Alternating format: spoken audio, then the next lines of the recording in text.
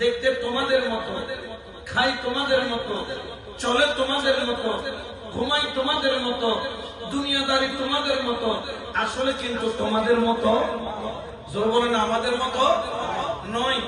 যখন আবুল আলা মওদুদীর সাথে ইমাম শের বাংলা রাহমাতুল্লাহের মুনাজারার বিষয় আসলো, আবুল আলা মওদুদীকে চ্যালেঞ্জ করলো লালদিঘির ময়দানে, প্যান্ডেল भी तुम्हारा, माइक भी तुम्हारा, स्टेज भी तुम्हारा, लेकिन मुनाजरा होगा मेरे साथ, আমার সাথে এখন মুনাজারা হবে। আবুল আলা মওদুদী বলেছিলেন আমি মুনাজারা করতে পারবো না এখন, কারণ আমার কিতাব রেখে এসেছি কোথায়? ঢাকায়। ঢাকা থেকে কিতাব এনে তারপর মুনাজারা হবে। ইমাম শের বাংলা বললেন আমার কিতাব লাগবে না, এখন হবে মুনাজারা।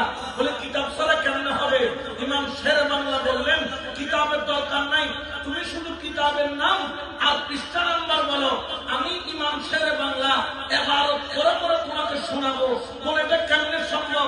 বলতো তোমার জন্য সম্ভব নয়, কিন্তু আমার জন্য সম্ভব। বলে কিভাবে